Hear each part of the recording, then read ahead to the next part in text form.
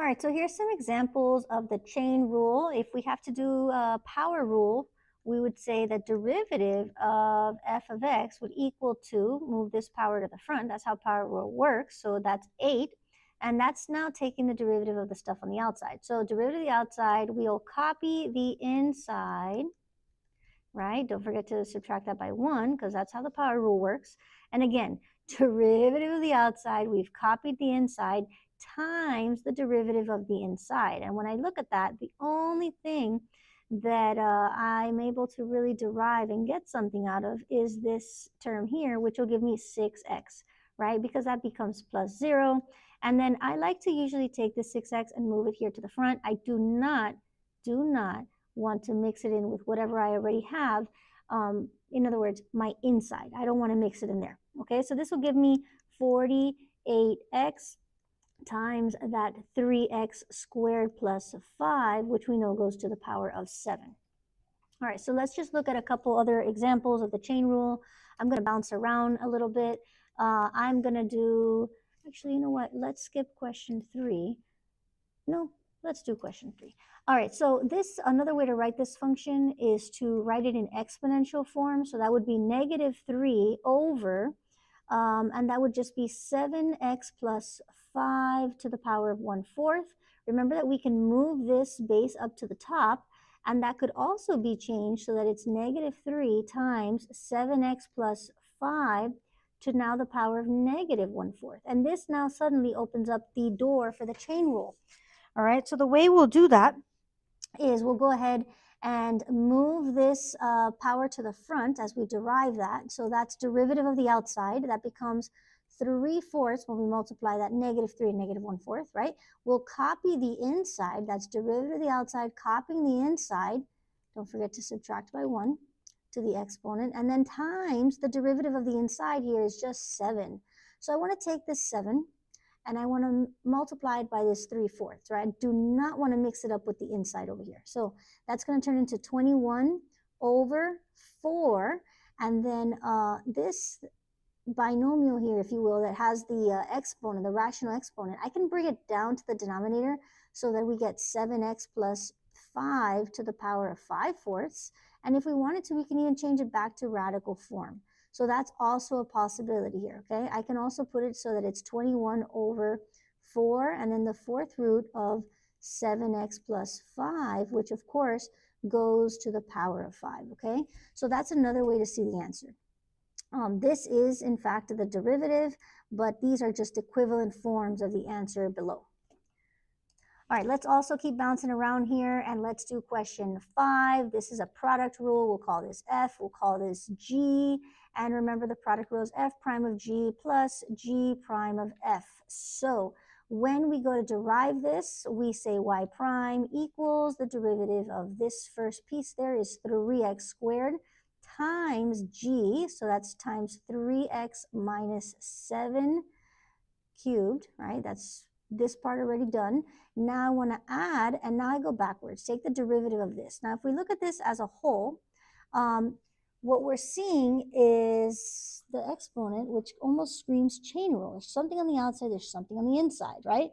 So let's do the chain rule, okay? I'm going to go ahead and move this power up to the front, so that becomes 3, right?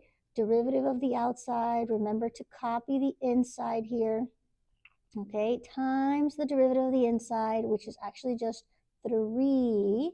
And believe it or not, what we just did was only the G of the product rule here, the G prime. So we still need to multiply it by the F, which is this guy from the beginning. So let's throw an x cubed back there. And remember to be very careful not to mix this in with the inside. So I'm just going to squeeze it up there in the front, okay? So what does that look like? Let's see. This is going to give us 3x squared times 3x minus 7 cubed. And then plus, if I multiply here, I get 9x cubed times 3x minus 7 squared. Are there other ways to write the answer? Sure. Could we choose to maybe factor out these 3x minus 7s? Yeah. So there's definitely some equivalent forms that go with this. But if you can take a derivative, that's great. Okay? All right, let's keep bouncing around to do the odds here. we have 4 sine of x cubed. I think there's no argument that the outside is sine and the 4 sine and then the inside is x cubed. Well, 4 being a constant, we can kind of sort of take it out for a bit and ignore that and then come back to it later, okay? Because it's just a coefficient. That's the constant multiple rule, okay? So I'm going to go ahead and start deriving this. I'll put my 4 there, and I'll worry about it later, okay? The derivative of the outside here is going to be cosine. We'll copy the inside, and that's just x cubed, and then times the derivative of the inside, which should just be 3x squared, okay? Now be very careful, especially here. We do not want to mix up this 3x squared in with the inside over here. So that's why I always say to move it to the front, okay? And when we move that to the front, we actually end up getting a coefficient that's 12x squared cosine of x cubed. All right, this is probably how you'll see your answers on those MCQs.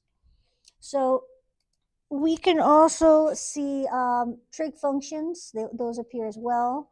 Okay, let's look at question number 9. D dx of cosine x squared plus 9. Definitely here, cosine's on the outside, x squared plus 9, that's on the inside. And this is screaming chain rule, okay? So remember also cosine is one of the 3 C's. So when we derive cosine, we're going to get a negative, okay?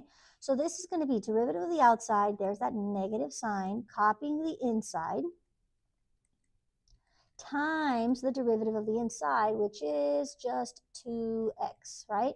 What do we do with 2x? It goes to the front, all right? And so we end up getting negative 2x sine of x squared plus 9. That's going to be our final answer there. So as I'm going through these notes, you'll notice I'm also reviewing a little product rule. I'm also reviewing some of your trig derivatives. Okay, so keep that in mind. Let's look at this one here, number 11. Number 11 can be written another way. We can choose to write sine times sine times sine times sine times sine, or maybe we want to write just sine of x to the power of 5. So whenever you see this, I think it's nicer to write it like that, only so that you can see the chain rule kind of screaming at you, okay? So I want to go ahead and derive this now. And what I'm going to do is do the derivative of the outside, or take, better said, the derivative of the outside, right? Copying the inside. That's a full power rule right there, right? Derivative of the outside, copying the inside, and then times the derivative of the inside, which should just give us cosine of x, okay? Now, be careful here because we don't want to accidentally mix this into the parentheses and then suddenly take sine cosine of 4th power. So instead, this cosine goes to the front, and we end up with 5 cosine of x times the sine of x that actually goes to the 4th power. So you may see that appear like this, or you might actually even see it appear like this. Let's write to the 4th power of x, right? That could also be a possibility. So this is usually the only ways you'll see those answers, okay? If there's an answer that mixes that cosine in there, you know that's the one that's no good. And again, this is like for MCQ prep. You're going to see chain rule all over the test. So here, I know I've been doing only the odd questions, but I actually want to do number 12 because number 12 is similar to the last one we just did, except the last one we just did took sine of x and did that 5 times, whereas this does the x only 5 times, okay? So here we can almost see it clearly. This is on the outside, this is on the inside, whereas the other one we kind of had to rearrange it a little bit to get that view, okay? So anyway, the derivative of this would be the derivative of the outside, right? Copying the inside, and then times the derivative of the inside, right? So that's a power rule here, and it's just going to be 5x to the power of 4. Now again, be careful here. Don't mix it in on the inside. That goes all the way to the front, and that becomes a coefficient. And so usually you'll see answers that appear with that number, that term in the front. So that's 5x to the 4th cosine of x to the power of 5. Okay, for the e's, not really anything on the inside, but let's go ahead and treat this as if it were the inside. Okay, the e, we'll treat the e as if it was the value on the outside, okay, or the term or the function on the outside, right? And so here, when we go to use our chain rule, we'll just say, all right, the derivative of the outside. Well, we know the derivative of e to the x is just e to the x. So the derivative of the outside is just going to be E copying the inside, all right, that's the negative 7x, right? And then times the derivative of the inside, well, that's here just negative 7, right? Because we're going to kind of treat the exponent as if it was the inside. And then this would be the answer. I would just simplify it, move that negative 7 to the front, e to the power of negative 7x. Okay, and that's how that works. Now, if that didn't quite make sense to you because you can't wrap your head around there not really being an inside, think of it like this, and this is a little more unofficial. This is definitely a Mrs. Gomez thing. E to the whatever, right? It's always going to be e to some power, like e to whatever, right? So e to the whatever has a derivative, right? And its derivative will be e to the whatever, there it is, e to the whatever, times the derivative of the whatever. And that's just negative 7. Okay, so that's their how you can do that. Okay, again, not so formal there, I apologize, but it works, right? Look, e to the whatever, let's try it. E to the whatever, right, there it is, times the derivative of the whatever. Hey, what's the derivative of this? Ooh, 6x, right? And then we move this 6x to the front, and we just get 6x times e to the power of 3x squared. Okay, that's the same thing right there. Now, how can I do this with inside-outside terminology? Well, the derivative of the inside, the derivative of the outside, there it is, derivative of the outside, copying the inside times the derivative of the inside. And again, not really an inside here, but we're going to imagine that 3x squared as that inside. Okay. All right, so that pretty much wraps up your chain rule.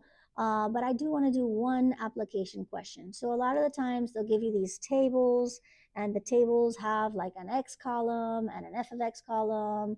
An x column, an f of x column, an f prime column, a g of x column, and a g prime column. Oof, that's a mouthful. So you'll have a lot more values than just these, is what I'm getting at.